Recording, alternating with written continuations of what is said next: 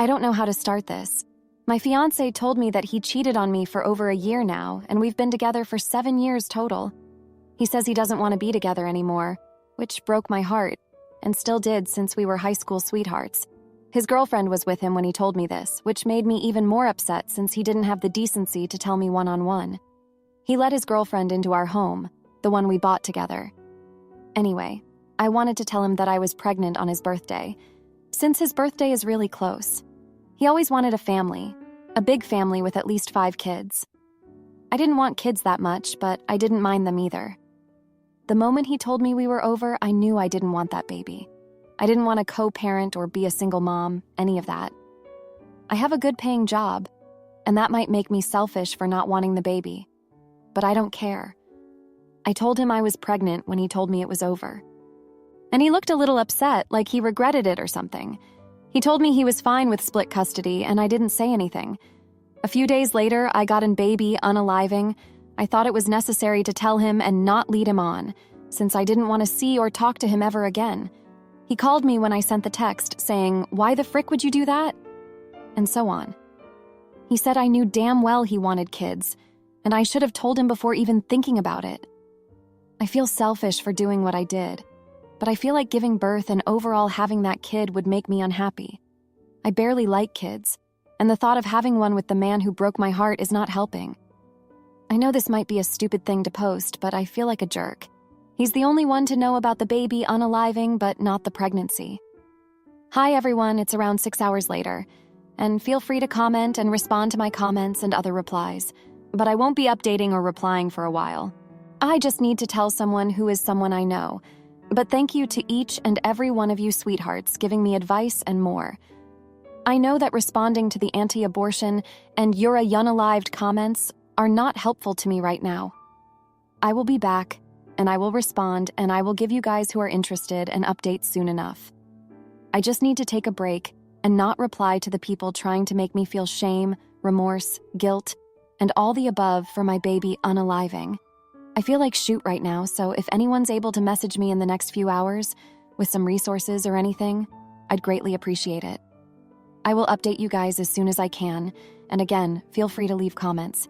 And also, I absolutely did not get in baby unaliving out of spite, revenge, or to punish him for what he did. I didn't think about the baby unaliving the moment he sat me down. I don't blame the baby, even if anti-abortion people disagree with that. And I guess I do want some validation from at least strangers, because I feel like I can't talk to anyone. I feel horrible. So if I overreacted at your comment and whatnot, you're right, I guess. I know this is a stupid post, but I thought I needed to consider his feelings and not just my own. Thanks again. Now for a few comments before the update. Comment 1. He wanted kids. He decided to get a new girlfriend. He found out you were pregnant after getting his new girlfriend. He then gets upset you didn't consult him before ending the pregnancy, one he wanted but you didn't? I'd have to say not the jerk. He set you up to be a single mother with him as a perpetual headache. I'm guessing he never consulted with you before getting his new girlfriend. Comment 2. Not the jerk, frick him. He had no say. He cheated on you and left you, and didn't even have the decency to do it one-on-one. He rubbed his affair partner in your face. You did what was best for you. If he wants a family, he can get his girlfriend pregnant. Good riddance, move on and find someone better. Now for the update, thank you for all the comments and support from my last post. So, a week has passed since everything went down, and things have been a mess. After I told him about the baby unaliving, he showed up at my work the next day. He was furious, and it was embarrassing because my coworkers saw the whole thing. He kept yelling about how I took away his chance to be a father and how I was selfish. My boss had to step in and ask him to leave. It was a nightmare, and I felt humiliated. Later that evening, I got a call from his mom. She was crying and begging me to reconsider the baby unaliving, not knowing it was already done. She said she always wanted to be a grandmother and that I was taking that away from her. It was heartbreaking to hear her so upset, but I had to stand my ground. I told her it was my decision and that it was already done. She hung up on me, and I haven't heard from her since. The next day, I found out that he had been telling his side of the story to our mutual friends. They started reaching out to me, some supportive, but others were harsh. They said I was wrong for not considering his feelings and that I should have talked to him before making such a big decision. It felt like everyone was turning against me, and I started to question if I made the right choice. In the middle of all this, I got a call from my landlord. Apparently, my ex had stopped paying his share of the rent, and now I was responsible for the full amount. I was already struggling emotionally, and this financial burden was the last thing I needed. I tried to talk to him about it, but he refused to help, saying it was my problem now. I had to dip into my savings to cover the rent, and it made me even more stressed. A few days later, I ran into his new girlfriend at the grocery store. She smirked at me and made a snide comment about how I couldn't keep a man. It took everything in me not to lash out at her. I just walked away, feeling defeated and angry. It was like she was rubbing salt in the wound, and I couldn't escape the pain. Then, I got a call from my doctor. They said there were some complications from the baby unaliving, and I needed to come in for a follow-up. I was terrified and felt so alone. I went to the appointment, and they told me I had an infection that needed immediate treatment. It was a scary experience, and I felt like everything was falling apart. In the midst of all this chaos, I started to reflect on my relationship with my ex. I remembered a time when we were in high school and he had cheated on me with another girl. I forgave him back then because I thought we were young and stupid. But now, looking back, I realized that he had a pattern of betraying me. It made me question why I stayed with him for so long and why I ignored the red flags. I also thought about my childhood and how my parents' toxic relationship affected me. My dad was always cheating on my mom, and she stayed with him despite the pain it caused her. I promised myself I would never be like her, but here I was in a similar situation. It was a harsh reality to face, and it made me determined to break the cycle. As the week went on, I started to notice changes in myself. I became more withdrawn and stopped reaching out to friends and family. I felt like a burden and didn't want to bother anyone with my problems. I spent most of my time alone, crying and trying to process everything that had happened. It was a dark place, and I didn't know how to pull myself out of it. One night, I got a call from my best friend from college. She had heard about what happened and wanted to check on me. We talked for hours, and she reminded me of my worth and strength. It was a small glimmer of hope in an otherwise bleak week. She encouraged me to seek therapy and take care of myself, and I decided to take her advice. I made an appointment with a therapist and started to focus on my healing. It was a slow process, but I knew I needed to do it for myself. I also started to set boundaries with my ex and his family, making it clear that I needed space to heal. It wasn't easy, but it was necessary. As I navigated through the week, I realized that I had been neglecting my own needs and desires for so long. I had always put my ex's dreams of a big family above my own feelings about having kids. It was a revelation that hit me hard, and I knew I needed to start prioritizing myself. But before I could fully embrace this new mindset, I got a call from my ex's lawyer. He was suing me for emotional distress and financial damages related to the baby unaliving. It felt like a punch to the gut, and I didn't know how to handle it. The legal battle was the last thing I needed, and it made me feel even more trapped and overwhelmed. So that's where I am now, trying to navigate this legal mess, heal from the emotional trauma, and figure out how to move forward. It's been a rough week, and I don't know what the future holds, but I'm trying to take it one day at a time and focus on my own well-being. Thanks for reading. Am I the idiot for refusing to reconcile with my wife after she took me for granted for years? My wife and I have been separated for 3 years. Before that, we were together for 10 years and married for 9. I loved her very deeply, and we were very happy. We had our children who are 12 and 10. After the children, the intimacy became something I had to beg for. She never initiated it, and I got rejected 99% of the time. At first, I would say something, and she would say I was nagging her.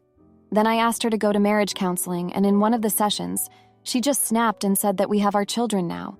So what is the point of intimacy? I give her that she seemed to regret it immediately when she said it and said it was just a joke because she felt cornered by the therapist. She tried to disprove her statement by paying me attention, but it only took a week for her to go back to her old ways. That's when I decided I will drop the whole subject. I thought when she wanted intimacy, she could talk to me. This was 8 years ago. We never had intimacy until about a year before our separation. I told my wife that I was unhappy and wanted change, and maybe marriage counseling again and intimacy therapy, but she was dismissive and said that I was nagging and why couldn't I just be happy? She was happy and didn't think we had a problem. I did love her still by then, so it was hard for me to leave because we often leave when the love is gone. It took me a year to put my affairs in order, and I told my wife that I was leaving her. I found a rental near my house so we can co-parent easier. I started meeting women for casual intimacy, but 2 years ago I met my girlfriend. She is amazing in every aspect. I realized that I have true feelings for her very early on, but we kept our relationship private for a while. Everything was good and everyone was happy.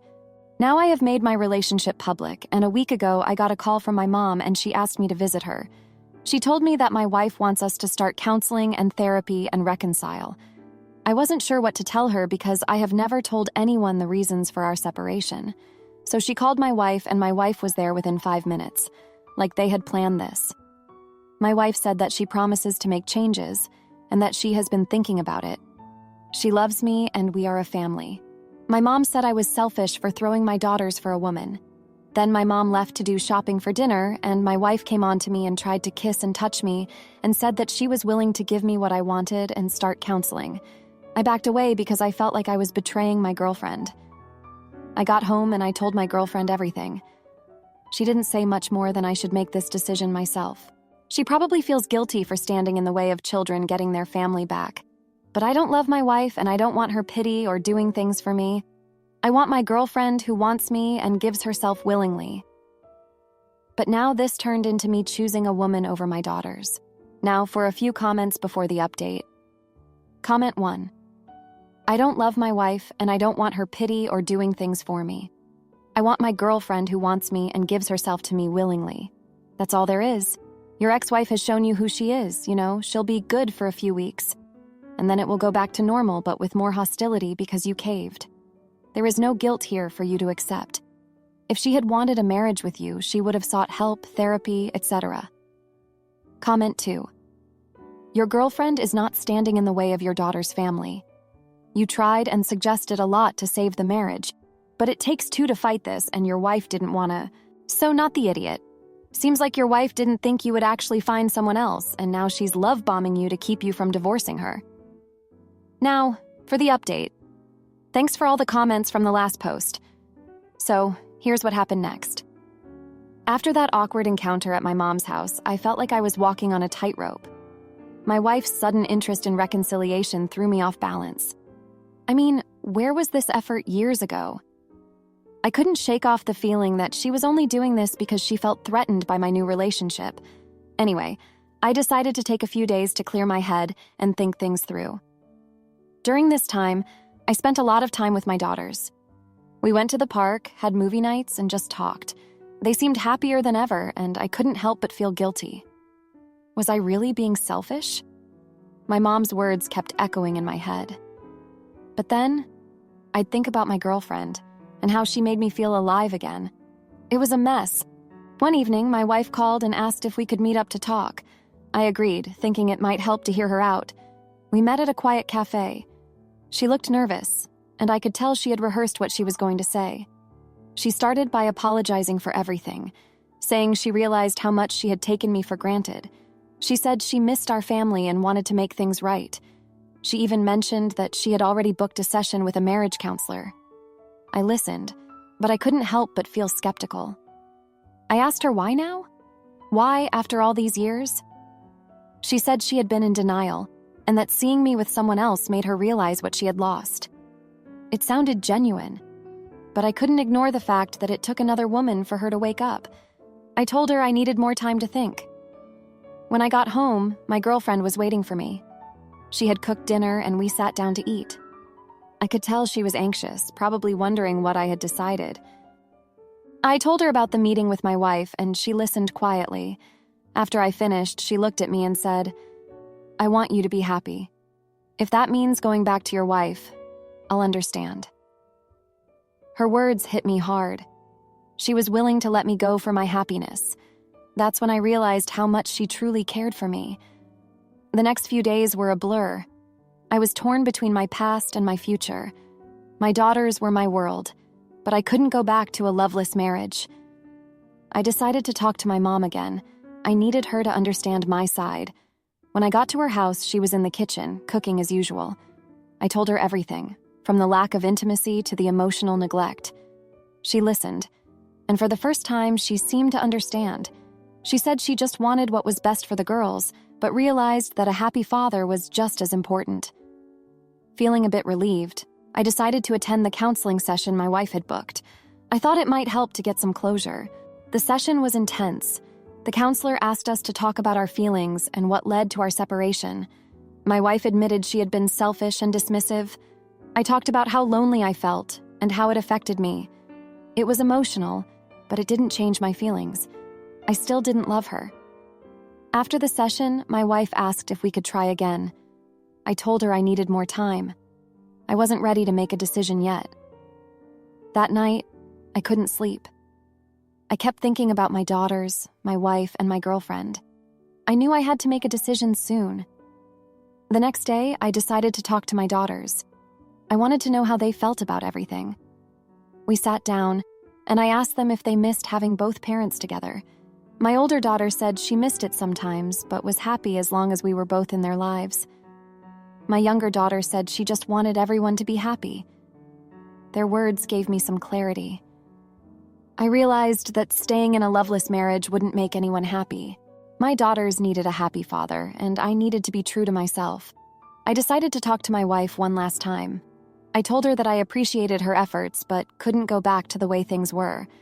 I needed to move forward, and that meant being with someone who made me happy. She was upset, but she understood. She said she would always love me and hoped we could still be good co-parents. I agreed. It was a tough conversation, but it felt like a weight had been lifted off my shoulders.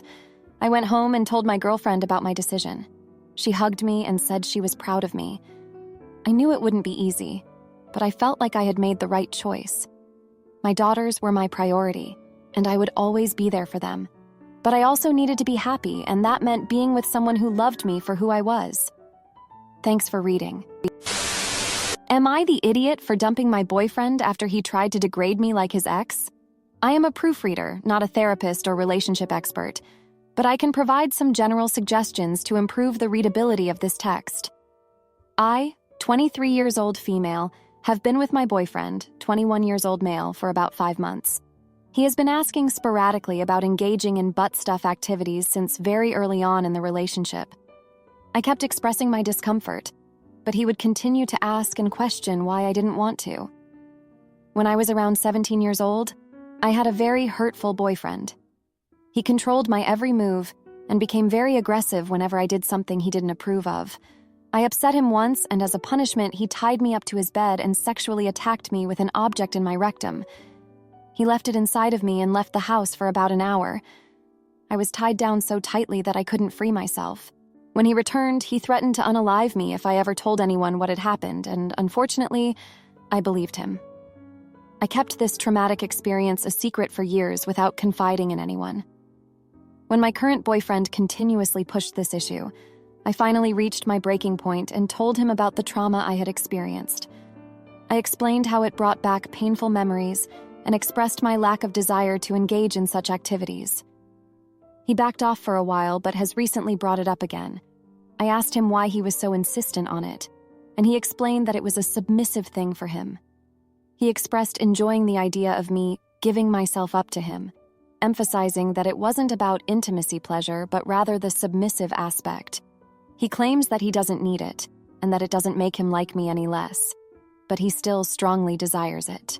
I recently discovered that his ex-girlfriend had sent him videos of herself engaging in butt stuff activities with intimacy toys after their breakup, during the early stages of their communication while we were not yet together. He was actively requesting these videos from her. When I questioned why he wanted butt stuff videos from her, he admitted that it was a way to degrade her. However, he insists that he doesn't desire butt stuff for the purpose of degrading me. I am struggling to comprehend his motivations. I feel inadequate and worry that I will never be able to make him truly happy if I refuse to engage in such activities. This issue is causing tension in our relationship. Any advice would be appreciated. Am I wrong for standing my ground and expressing my reluctance, or am I being overly sensitive? Additional note, I wish I could share screenshots of our previous text conversations to provide more context and insight, in hopes of avoiding comments meant to provoke anger or frustration. I also want to express my gratitude for the kind words. Though I cannot read and respond to all comments, many of you have shown empathy and encouragement. Before meeting my current boyfriend, I had been single, prioritizing my personal growth and healing from past traumas. Our relationship had been wonderful, aside from this particular issue, with no other significant red flags. I didn't want to jump to conclusions or overanalyze the situation, but now I realize that my concerns are valid. Since he is away from home for work, I plan to end the relationship while he is gone to ensure my safety throughout this difficult process. Thank you. Now for a few comments before the update.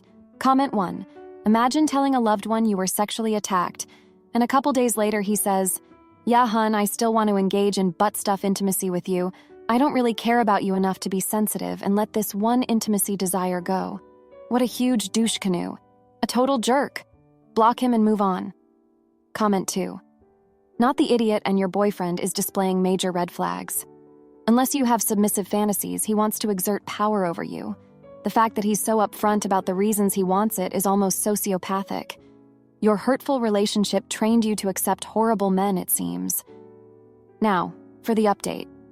Thank you for reading my last post.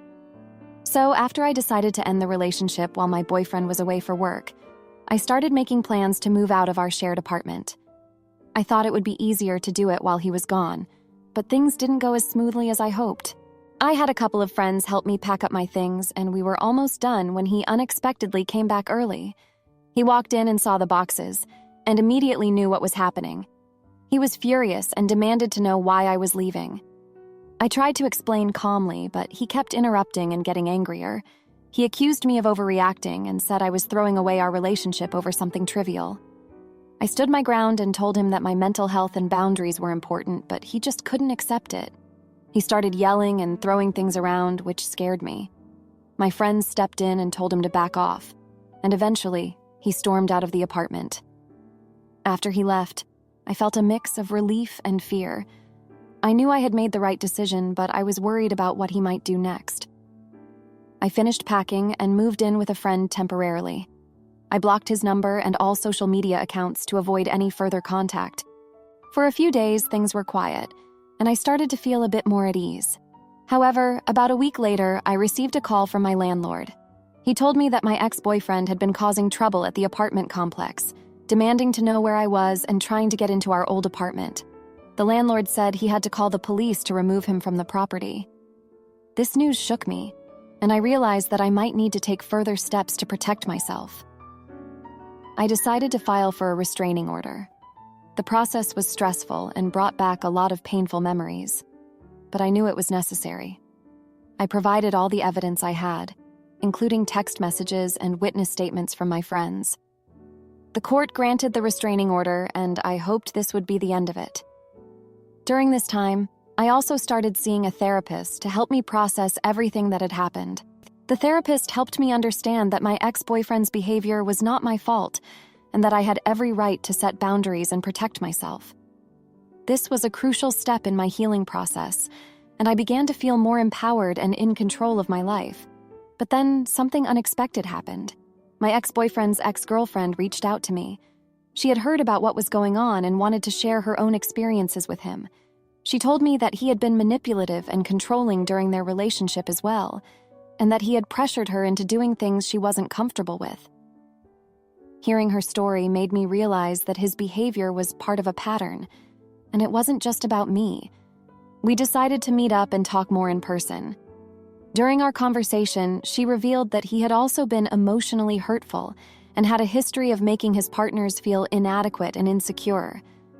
This information was both validating and heartbreaking. It confirmed that I had made the right decision to leave, but it also made me feel sad for all the women who had been hurt by him. As we continued talking, she mentioned that she had found some old messages from him that might be useful for my case. She sent them to me, and I forwarded them to my lawyer.